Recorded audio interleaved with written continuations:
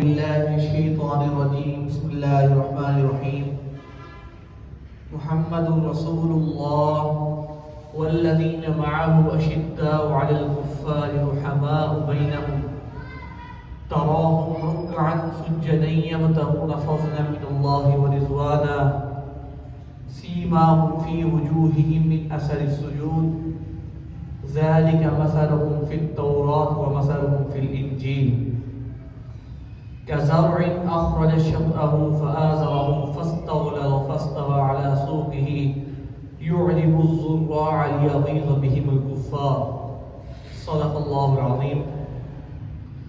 اللهم صل على محمد وعلى آل محمد كما صليت على إبراهيم وعلى آل إبراهيم إنك حميد مجيد. اللهم بارك على محمد وعلى آل محمد كما باركت على إبراهيم وعلى آل إبراهيم إنك حميد مجيد. دروشی پڑھ لیں.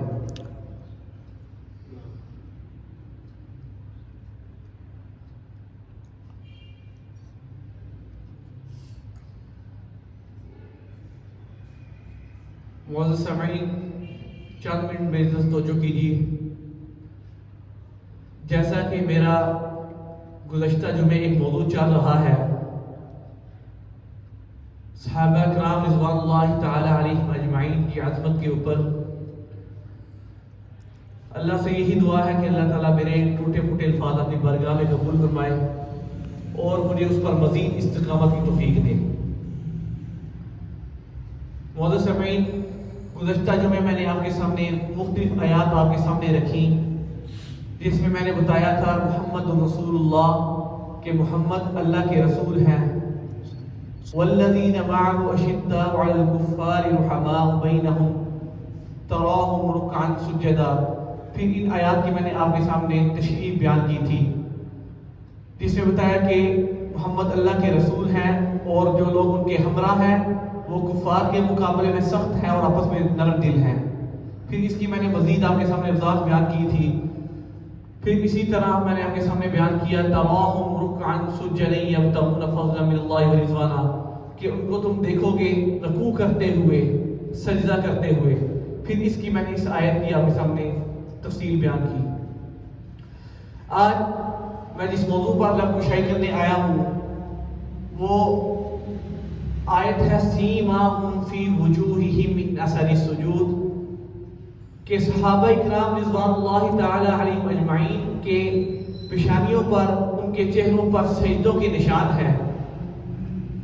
تو اس آیت میں اللہ تبارک و تعالی بتانا یہ چاہتے ہیں کہ اگر کسی نے میری فوج کو، میرے صحابہ کو پہچاننا ہو تو ان کی پیشانیوں پر سجدوں کے نشان کو دیکھ لے. سبحان اللہ. جس طرح حضرت شاہ عبدالقادر رحمہ اللہ فرماتے ہیں کہ کوئی صحابی اگر کسی مجلس میں بیٹھا ہوتا تو وہ دور سے ہی پہچانا جاتا تھا کہ اس کے چہرے پر سجدے کے نشان نمودار ہیں. معزز سامعین، اگر عام الفاظ میں دیکھیں تو جس طرح ایک ملک کا سربراہ، ایک ملک کا بادشاہ جب وہ اپنی فوج بناتا ہے، تو اس کے لیے ایک خاص وردی مقرر کرتا ہے، اس کو ایک تمغہ دیتا ہے، اس کو اعزاز دیتا ہے کہ یہ میرے ملک کی فوج ہے. لیکن اللہ تبارک و تعالی اس آیت میں بتانا یہ چاہتے ہیں کہ اگر کسی نے میرے صحابہ کو پہچاننا ہو، کسی نے میری فوج کو پہچاننا ہو تو ان کے چہروں پر جو سجدوں کے نشان دیکھ لے. معزز سامعین، ان کے چہروں پر سجدے کے نشان کیوں ہیں؟ اس لیے کہ وہ راتوں کو اٹھ کر اللہ کے حضور قیام کرتے ہیں، اللہ کے حضور سجدہ کرتے ہیں، اللہ کے ہاں وہ بڑے ہی مقرب ہیں. سبحان اللہ. تو معزز سامعین، اللہ تبارک و تعالی اس آیت میں بتانا یہ چاہتے ہیں کہ اگر کسی نے میری فوج پہچاننی ہو، کسی نے میرے صحابہ کو پہچاننا ہو تو ان کے چہروں پر کیا دیکھ لے؟ سجدوں کے نشان دیکھ لے.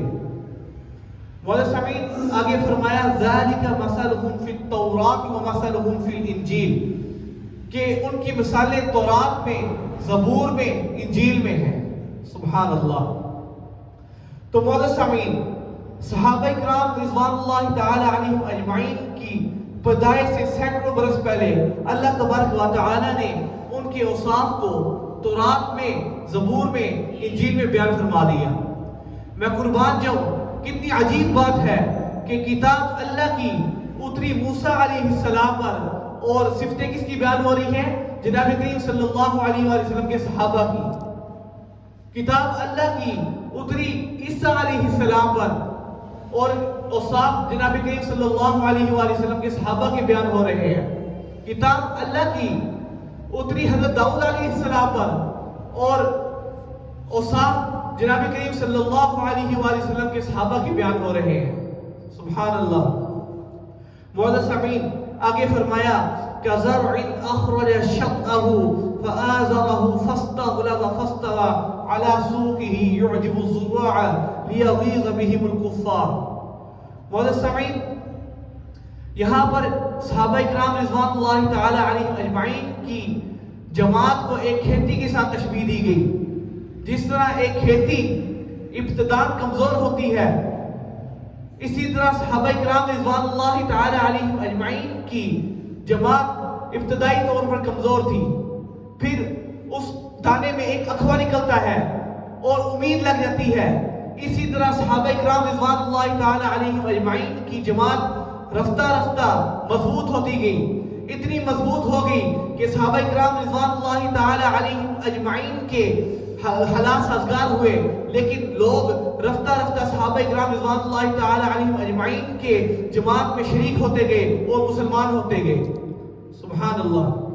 معزز سامعین، یہاں پر مفسر کہتا ہے کہ ابتداء صرف 4 تھے، ابتداء صرف 4 تھے، پھر دار ارقم میں 40 ہوئے، شعبہ ابی تعلیم میں 82 تھے، وقت ہجرت میں 150 ہوئے، غزوہ بدر میں 313 تھے، غزوہ بدر میں 313 تھے، غزوہ احد میں 750 ہوئے، غزوہ احد میں 750 ہوئے، غزوہ حنین میں 30,000 ہوئے، غزوہ حنین میں 12,000 ہوئے، غزوہ تبوک میں 30,000 ہوئے، پھر معزز سامعین خطبہ حجۃ الوداع کے موقع پر 1,40,000 ہوئے۔ پھر آگے مفسر کہتا ہے كَزَرْعٍ أَخْرَجَ شَطْأَهُ فَآزَرَهُ فَاسْتَغْلَظَ فَاسْتَوَى عَلَى سُوقِهِ يُعْجِبُ الزُّرَّاعَ لِيَغِيظَ بِهِمُ الْكُفَّارَ۔